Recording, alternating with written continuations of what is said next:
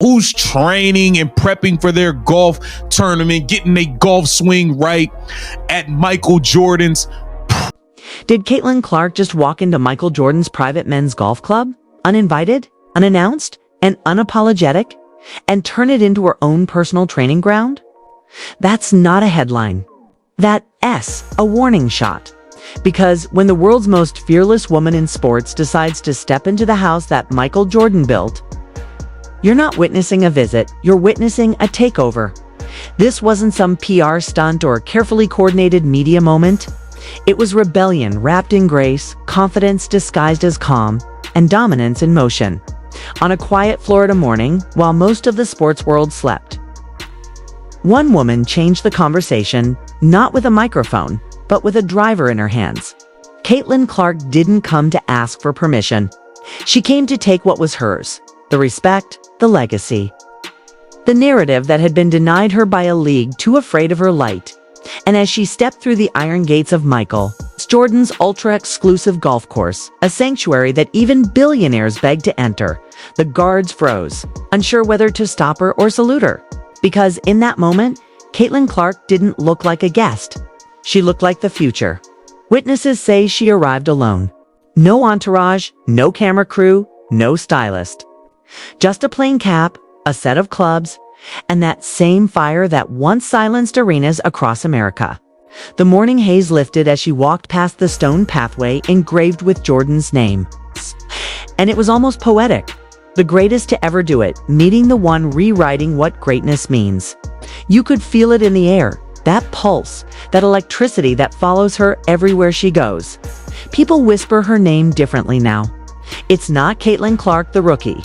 It's Caitlyn Clark, the movement. And at that golf course, every swing she took was louder than any buzzer beater, any record, any MVP trophy. Because this wasn't about basketball. This was about control, about showing the world that the same girl who carried women's basketball on her shoulders wasn't confined by anyone's court lines. The sound of her first drive echoed across the fairway, a pure, thunderous crack that cut through the morning silence like lightning. One of the caddies said he'd never heard anything like it, not even from PGA pros. It wasn't just the swing, he said later. It was the energy behind it, like she was swinging at the whole world. That ball flew so far, it disappeared into the clouds. Somewhere nearby, Tiger Woods reportedly paused his own session, turned his head, and smiled. "Unreal," he muttered, shaking his head in disbelief. That single word, unreal, summed up everything about Caitlyn Clark. Because nothing she does feels normal anymore. Every move she makes bends the rules, breaks the system, and forces people to look up. But while Jordan's staff watched in awe, the ripple effect was instant. Social media exploded within minutes. Someone had recorded her from a distance, a short clip 10 seconds long showing Caitlyn's swing. The power, the posture, the focus. The caption simply read, "She doesn't need permission." Within an hour, it had millions of views. ESPN picked it up. Bleacher Report called it a moment of crossover greatness. Golf Digest labeled her the most talked about athlete in the world, and she's not even in the PGA. But as the praise rolled in, back in New York, the WNBA headquarters went into full panic mode. Kathy Engelbert, the commissioner, saw the clip and reportedly went ballistic. The emails started flying. "You can't do this," she wrote to Caitlyn's representatives. "You represent the league. You can't train there. It's off limits." Off limits. That's the phrase that defines the old system, the gatekeeping that is tried to box Caitlyn Clark in since the day she stepped into professional basketball. Off limits to speaking her mind. Off limits to getting calls. Off limits to being celebrated. But Caitlyn Clark has never played by their rules. She didn't respond to Kathy's warning. She didn't issue a statement. She didn't post an apology. Instead, she just kept swinging. Because she knew that her silence was louder than any press release. She wasn't rebelling. She was redefining. By the time the sun rose higher, Jordan's course, a place where legends whisper and cameras never enter, had become a battlefield of legacy. One side represented tradition, guarded by the old world of control, contracts, and hierarchy. The other side, Caitlyn Clark, the uncontrollable, the unfiltered, the unstoppable. As she lined up her next shot, one of Jordan's longtime friends reportedly whispered, "She's not waiting for permission. She's proving a point." And that's when everything changed. Because this wasn't just a story about golf. It was about dominance crossing borders. The staff didn't know what to do. They'd seen celebrities before, athletes, even presidents, but never someone who carried this kind of presence. Caitlyn wasn't trying to fit in. She was standing out. She looked like she belonged there, not as a guest, but as an equal. Every swing, every breath, every moment was a statement. You tried to contain me, and I'm still here. That's what made this so powerful. The WNBA had spent months trying to share her spotlight, to dim it just enough that others could stand in it. But what they didn't realize is that you can't control fire by ignoring it. You only make it burn brighter. Jordan's head of security radioed up to the clubhouse. "She's here," he said. The response, "Let her play." Those 3 words might become legendary in sports lore one day, because Michael Jordan himself, upon hearing she had entered, didn't stop her. He wanted to see her, to observe her, to understand what everyone else in the world was suddenly obsessed with. According to witnesses, he watched her from the clubhouse balcony for several minutes, not saying a word, just watching. And then, as she finished another flawless drive, Jordan reportedly nodded and smiled. "That girl's got something I haven't seen in years," he said quietly. Hunger. That quote spread online faster than wildfire. Michael Jordan says Caitlyn Clark has the hunger. The internet erupted. Fans from every corner of the sports world started calling it the Jordan shift. The moment when the greatest of all time unofficially passed the torch of competitive spirit to the next generation. For Caitlyn, it wasn't just about being compared to Jordan. It was about embodying what made him great. That relentless drive to be more, to do more, to prove more. As reporters scrambled for statements, Caitlyn stayed silent. She stayed on the course alone, practicing chip shots and putting drills with surgical focus. The same intensity that made her the face of women's basketball was now laser-focused on a different arena. No cameras, no crowd. Just her, the green, and the sound of quiet greatness. And if you looked close enough, you could see something poetic. A small Iowa Hawkeyes logo stitched on her glove. A reminder of where it all began. She wasn't running from her past. She was honoring it by conquering her future. Back online, the conversation had shifted from, "Is she allowed to do this?" to "What can't she do?" LPGA stars like Nelly Korda and Annika Scrunstam reposted the clip. "That's not luck. That's legacy," Korda wrote.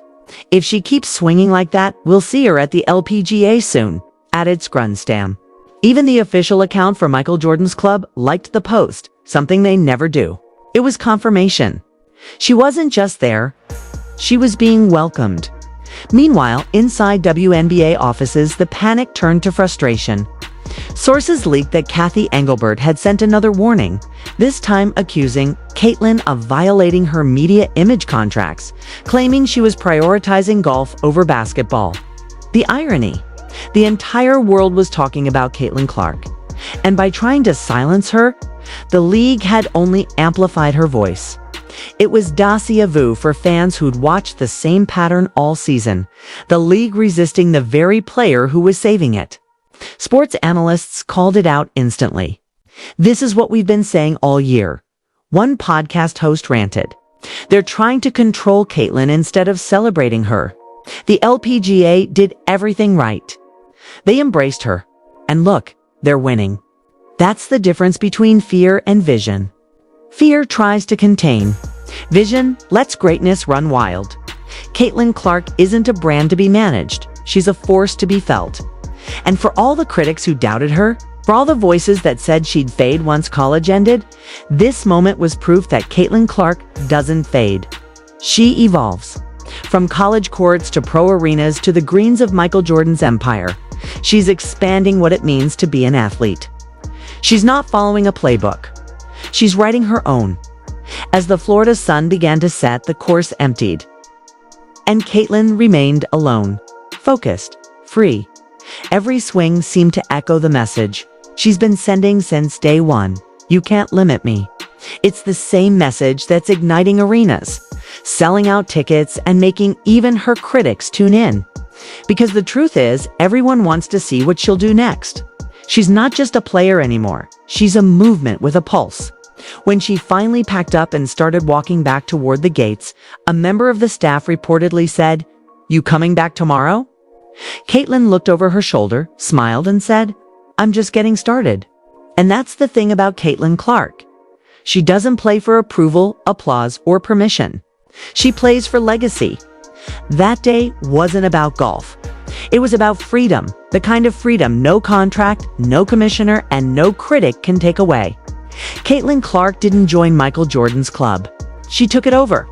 And in doing so, she reminded the world that true greatness doesn't wait for an invitation. They tried to stop her. They tried to silence her. But by the time the sun rose the next morning, it was too late. Caitlyn Clark had already broken through every wall the WNBA built around her. The clip of her training at Michael Jordan's private club had spread like wildfire across every platform, across continents, across sports.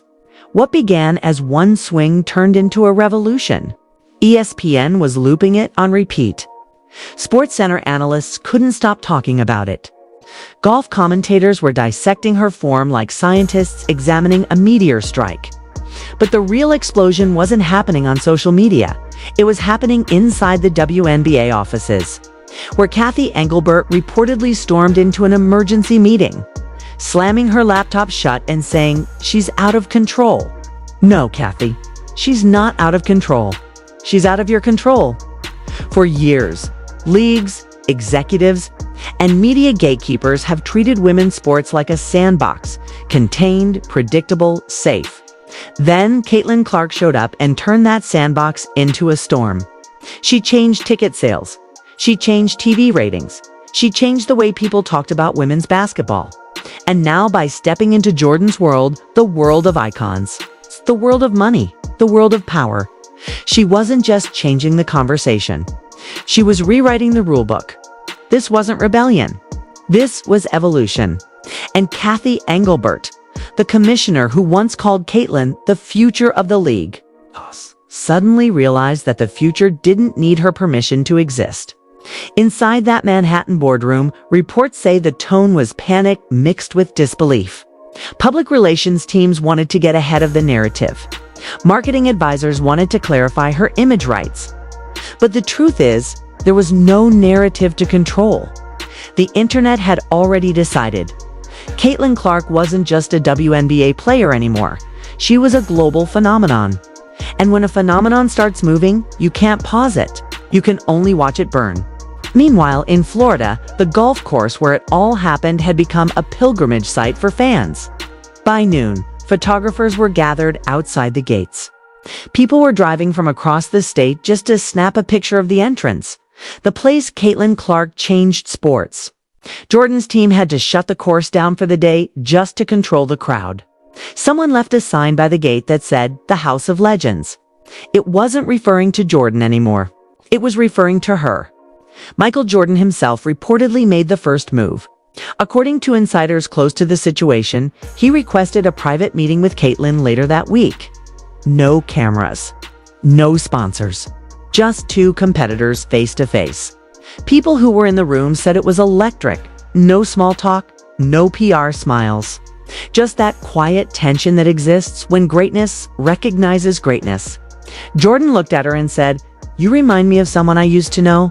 Caitlyn smiled and replied, "I get that a lot." He laughed. "Don't lose that fire," he told her, because that's the part they can't copy. That exchange leaked days later. And when it did, the sports world lost its mind. Michael Jordan mentoring Caitlyn Clark. Headlines everywhere. But what people didn't realize was that this wasn't a mentorship moment, it was a passing of the torch. Jordan saw in her what he once had in himself, that hunger, that refusal to shrink, that need to compete even when the world says stop. And for Caitlyn, it wasn't validation, it was confirmation that everything she'd been fighting for was real. Back in New York, Cathy Engelbert's frustration reached a boiling point. Sources close to the league revealed she called an internal image crisis, claiming Caitlyn's independence was creating an identity imbalance. In plain English, the league was terrified that one player was outshining the institution. But that's the irony. Caitlyn is the institution now. She's the ratings, the revenue, the reason millions are tuning in. You can't cage the reason your league exists. Commentators started calling it the Caitlyn paradox, the idea that the WNBA can't survive without her, but can't control her either. Sports economists began analyzing her impact. One analyst said, Caitlyn Clark has already brought more financial value to women's basketball than any player in history, and she's just getting started. That's not hype. That's math. Every time she steps onto a court, ratings double. Every time her name trends, ticket sales skyrocket. Every time she speaks, sponsors listen. So when she stepped into Jordan's world and reminded everyone that she could dominate anywhere, it wasn't rebellion. It was expansion. Still, the tension between Caitlyn and Cathy grew. Insiders claim Engelbert sent a direct message warning Caitlyn about violations of conduct. Her team didn't even respond. Instead, Caitlyn posted a single picture to Instagram, her standing on a green, holding a club, with a caption that read, "No limits." That was it. No hashtags, no tags, no sponsors. Just two words that shook the entire WNBA structure. Because for the first time, a player wasn't just hinting at freedom, she was living it. And the public noticed. Every news outlet ran the photo. Millions of fans reposted it with captions like, "She's unbothered. She's the standard. This is bigger than basketball." Even Nike reportedly reached out, exploring a new campaign idea titled No Limits, centered entirely around Caitlyn's independence. Meanwhile, Jordan's team was working behind the scenes on something even more historic. A potential Jordan brand collaboration specifically designed for Caitlyn Clark. A deal that would make her the first woman ever to launch a dual Jordan x Clark series across both basketball and golf. When that rumor hit the media, Cathy Engelbert's nightmare became reality. The headlines she'd been trying to control were now writing themselves. Caitlyn Clark in talks with Michael Jordan. WNBA star defies league orders. Lands historic brand deal. The most powerful woman in sports just became untouchable. Every outlet from Sports Illustrated to the New York Times was covering it. Even business journals began writing about the Caitlyn economy, calling her the new face of crossover branding. But for all the business talk, the real story was something far deeper. It wasn't about money. It was about meaning. Caitlyn Clark had spent a year being fouled harder than anyone in the league, disrespected by opponents, overshadowed by PR manipulation, and scrutinized for every word she said. But she never retaliated with hate. She retaliated with excellence. And now she was being rewarded for it, not by the league that tried to manage her, but by the legends who recognized her worth. The people started seeing it too.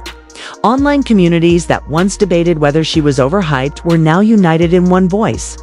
The phrase Caitlyn Clark effect became more than a meme. It became a movement. Athletes from other sports began voicing support. Serena Williams tweeted, "That's what freedom looks like." Patrick Mahomes commented, "MJ knows greatness when he sees it."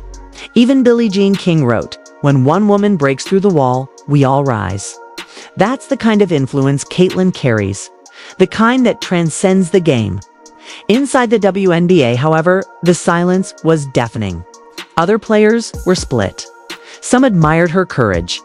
Others envied her spotlight. A few quietly called her selfish. But deep down, everyone knew the truth. Caitlyn Clark wasn't selfish. She was simply fearless. She was doing what every athlete dreams of doing, breaking free from a system that benefits from their work but limits their voice. She was showing that individuality isn't arrogance, it's power. Then came the moment no one expected. Reports leaked that Caitlyn had been invited back to Jordan's club not for a casual round, but for a closed-door session with a group of sports legends. Tiger Woods, Derek Jeter, Wayne Gretzky, and yes, Michael Jordan himself. Sources say they spent hours talking about pressure, fame, leadership, and legacy. No cameras, no journalists, just history in a room. When Caitlyn walked out that night, someone asked her what it was like. She paused, smiled, and said, "It felt like home." Those 4 words hit harder than any statement she could have made. Because home wasn't about a golf course or a team. It was about belonging, about finding a place where greatness isn't questioned, it's respected. Caitlyn Clark had entered a world that finally understood her hunger. And that's what scared Kathy Engelbert the most. The WNBA had tried to make her a product, but Michael Jordan reminded her she was a pioneer. The league tried to label her as controversial, but the legends of sports saw her as courageous. The executives saw risk. The fans saw revolution. And in that divide between fear and freedom, Caitlyn Clark built her empire. She didn't need the league to crown her. The world already had. As night fell again over Florida, Jordan